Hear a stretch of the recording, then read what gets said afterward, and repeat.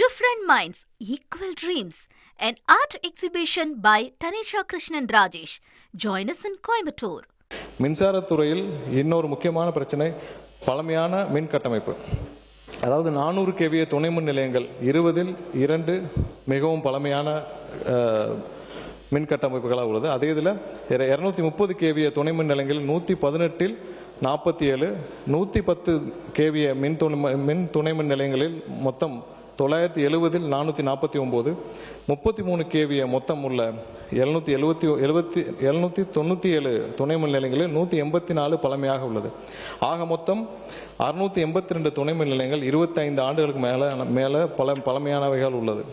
மொத்தமுள்ள 4,47,603 டிஸ்ட்ரிபியூஷன் டிரான்ஸ்ஃபார்மர்ஸ்களில் 42,808 டிரான்ஸ்ஃபார்மர்கள் 25 ஆண்டுகளை கடந்தவை. இந்த பழமையான மின் கட்டமைப்புகளை ஒரே நேரத்தில் புதுப்பிக்க முடியாது. கடந்த காலத்தில் அவற்றை முறையாக கண்டறிந்து முன்னுரிமை அடிப்படையில் புதுப்பிக்கும் பணிகள் நடைபெறவில்லை. கடந்த ஆண்டுகளில் இந்த மொத்த கட்டமைப்பையும் வலுப்படுத்தவும் எந்த முயற்சியும் எடுக்கப்படவில்லை. நமது வெற்றி கழக அரசு இந்த பணிகளை தாமதப்படுத்த போவதும் இல்லை. உடனே செயலில் இறங்கியுள்ளோம். குறிப்பாக safety relay, transformers, breakers, communication systems மற்றும் டிரான்ஸ்மிஷன் லைன் சேஃப்டி ஆகியவற்றை முன்னுரிமை அளிக்கப்படும். பழைய கட்டமைப்பை சுமையாக வைத்திருக்காமல் பாதுகாப்பானதாகவும் மற்றும் நவீன மின் கட்டமைப்பாக மாற்றுவதே நமது அரசின் நோக்கம். மாண்புமிகு பேரவைத் தலைவர்களே, மின்சாரத்துறையின் மின் உற்பத்தி திட்டங்களின் நிலையும் கவலைக்குரியது. 800 செஸ், அதாவது நம்மளுடைய சொந்த உற்பத்தியில் 800 செஸ் 2x660 மெகாவாட் திட்டத்தில் எடுத்துக்கொண்டால் ஒரு தொடக்க நிலையில் செப்டம்பர் 2014 இந்த திட்டத்திற்கான மதிப்பீடு 9,799 கோடி. ஆனால் ஜூன் 2026 நிலவரப்படி திட்ட செலவு மொத்தம் 20,663 கோடியாக உயர்ந்துள்ளது. அதாவது சுமார் 111% அதிகரித்துள்ளது. இதுவரை ரூபாய் 13,781 கோடி செலவு செய்யப்பட்ட நிலையில் திட்டத்தை முடிக்க மேலும் 6,882 கோடி தேவைப்படுகிறது. இதேபோல உடன்குடி ஸ்டேஜ் 1 திட்டத்திற்கும் மேலும் 535 கோடி தேவைப்படுகிறது. இடிபிஎஸ் எக்ஸ்பான்ஷன் திட்டம், அதாவது 2014 ஆரம்பிக்கப்பட்ட திட்டத்தில் அப்போ போடப்பட்ட ஒப்பந்தத்தின்படி 6,380 கோடி முந்தைய திமுக அரசால், அதாவது 27/2/2027 நிறுத்தப்பட்டது. அதே போல உப்பூர் அனல் மின் நிலையம் இதுவரை அந்த திட்டத்திற்காக 5,920 கோடி செலவு செய்யப்பட்டு 18/3/2021 அந்த திட்டம், அதாவது இதுவரைக்கும் 5,920 கோடி உப்பூர் அனல் மின் நிலையத்திற்காக செலவு செய்யப்பட்டு 18/3/2021 வரை அது நிறுத்தப்பட்டுள்ளது. இந்த திட்டங்களை முழுமையாக ஆய்வு செய்து நம்முடைய முதல்வர் அவர்கள் தலைமையிலான ஆய்வில் அனைத்தையும் ஆய்வு செய்து இதை அடுத்த கட்டத்திற்கு எப்படி எடுத்துட்டு போகணும், எவ்வளவு சீக்கிரமாக நிறைவாக முடிக்க வேண்டும். அதே நேரத்தில் உப்பூர் அனல் நிலையத்திற்கு இதுவரை 5,920 கோடி செலவு செய்யப்பட்டு அது 6 ஆண்டுகளாக கிடப்பில் உள்ளது. அந்த திட்டத்தை அடுத்த கட்டத்திற்கு என்ன செய்ய முடியும் என்பதை ஆராய்வதற்காக முதல்வர் துரிதமாக நடவடிக்கை எடுக்க சொல்லியிருக்கிறார். அதையும் ஆராய்ந்து வருகிறோம். மாண்புமிகு பேரவைத் தலைவர்களே, இது போன்ற தவறான முடிவுகளால் மக்கள் வரி பணம் வீணாவதை நமது அரசு அனுமதிக்காது. நமது அரசின் 2026 நிதிநிலை அறிக்கையில் அறிவித்தபடி 2,640 மெகாவாட் எண்ணூர் மற்றும் உடன்குடி திட்ட பணிகள் விரைவுபடுத்தப்படும். இடிபிஎஸ் மற்றும் உப்பூர் திட்டங்கள் மீண்டும் செயல்படுத்துவது அல்லது மாற்று திட்டத்தை மேற்கொள்வது குறித்து தொழில்நுட்பம் மற்றும் நிதி சார்ந்த உரிய முடிவு எடுக்கப்படும். மேலும் ஹைடல் மற்றும் பம்ப்டு ஸ்டோரேஜ் திட்டங்களை மேம்படுத்துவதற்காக கூடுதலாக 825.5 கோடி நிதி தேவைப்படுகிறது. இதன் வாயிலாக உச்ச நேரத்தில் சந்தை மின்சாரத்திற்கு பதிலாக சொந்த மின் உற்பத்தி திறனை உயர்த்தி நடவடிக்கை எடுக்கப்படும். மாண்புமிகு பேரவைத் தலைவர்களே, மின்சார தொழில் மற்றொரு முக்கியமான பிரச்சனை மின் கொள்முதல். ஒரு நேரத்தில் நமது மின் தேவை தற்பொழுது 21,724 மெகாவாட், அதாவது அதிகபட்சம் ஒரு நேரத்தின் தேவை 21,724 மெகாவாட் அளவுக்கு இருந்தபோது நமது சொந்த உற்பத்தியின் அளவு வெறும் 3,888 மெகாவாட் மட்டுமே. இதனால் வெளி மாநிலங்கள் மின் நிலையங்கள், தனியார் நிறுவனங்கள், ஒப்பந்தங்கள் மற்றும் ரெனியூபிள் எனர்ஜி உள்ளிட்ட வெளி ஆதாரங்களை அதிகமாக நம்ப வேண்டிய சூழ்நிலை உள்ளது. கோடை காலத்தில், அதாவது கடந்த 2025 மே குறுகிய கால மின் கொள்முதல் மற்றும் சந்தை கொள்முதல் மூலமாக 2,737 மில்லியன் யூனிட் மின்சாரம் வாங்கப்பட்டது. இதற்காக சுமார் 2369 கோடி செலவு செய்யப்பட்டுள்ளது. குறைந்த விலையில் நீண்டகால மற்றும் நடுத்தர கால மின் கொள்முதல் ஒப்பந்தங்களை முன்கூட்டியே மேற்கொள்ளாததால் அதிக விலை கொண்ட ஷார்ட் டேர்ம் மற்றும் மார்க்கெட் மின்சாரத்தை நம்ப வேண்டிய நிலை ஏற்பட்டது.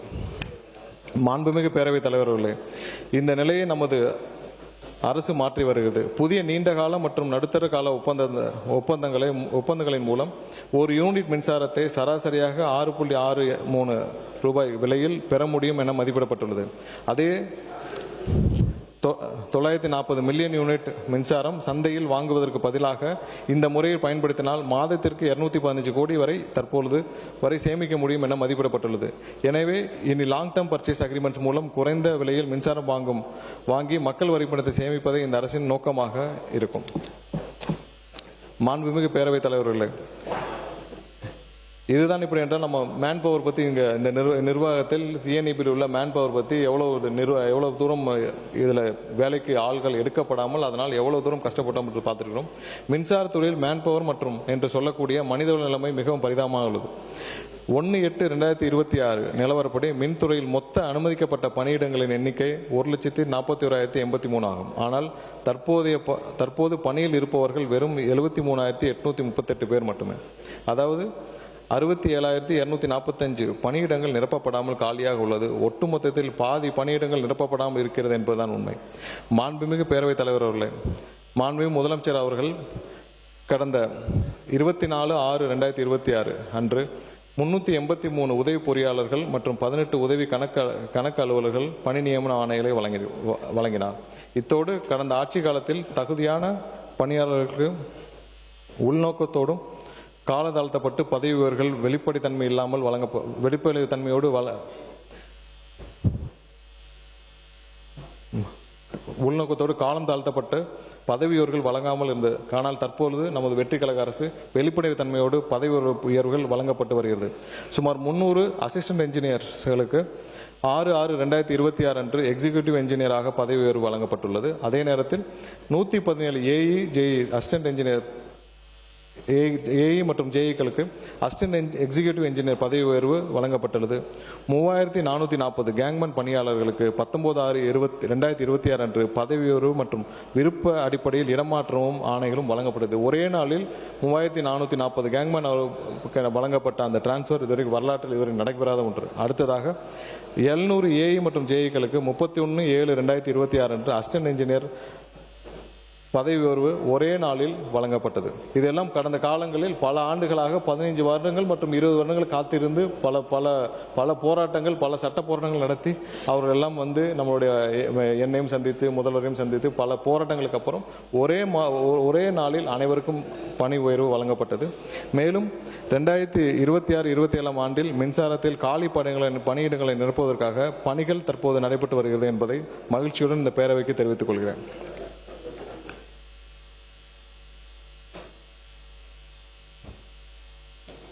அது மட்டும் இல்லாமல் 2025 முதல் 2030 வரையிலான காலகட்டத்தில் ஓய்வு பெறுவோர்களால் ஏற்படும் காலி பணியிடங்களை உரிய முறையில் நிரப்புவதற்காக ஆனுவல் ரெக்ரூட்மெண்ட் சார்ட் என்ற ஆனுவல் ப்ரமோஷன் சார்ட் மற்றும் ஆனுவல் ப்ரமோஷன் சார்ட் வெளியிடுவது உள்ளிட்ட திட்டங்களை தொடங்கியுள்ளோம். மின்சாரத்துறையில் மனிதவள பற்றாக்குறையை போக்கி சிறந்த சேவையை வழங்க இந்த அரசு தொடர்ந்து பல்வேறு நடவடிக்கைகள் எடுத்து வருகிறது. மாண்புமிகு பேரவைத் தலைவர் அவர்களே, 2021 மின் நுகர்வோர் எண்ணிக்கை 308.53 லட்சம். ஆனால் தற்பொழுது 2026 தற்போது 351.73 லட்சமாக உயர்ந்துள்ளது.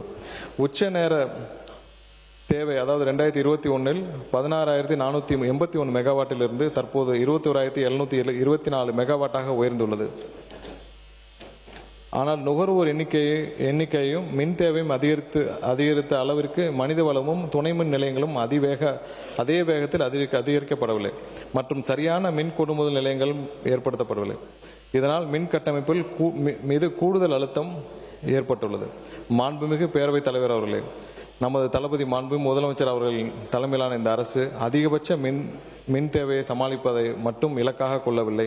மின் பகிர்மான வட்டம் மற்றும் மின் வழித்தடம் வாரியாக ஏற்படும் மின்தடை நேரம், மின் அழுத்த நிலைத்தன்மை, புகார் தீர்வு மையம்,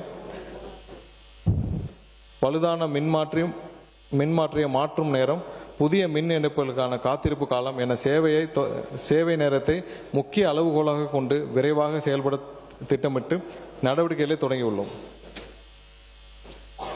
மாண்புமிகு பேரவைத் தலைவர் அவர்களே, கடந்த காலத்தில் முற்றிலும் புறக்கணிக்கப்பட்ட சொந்த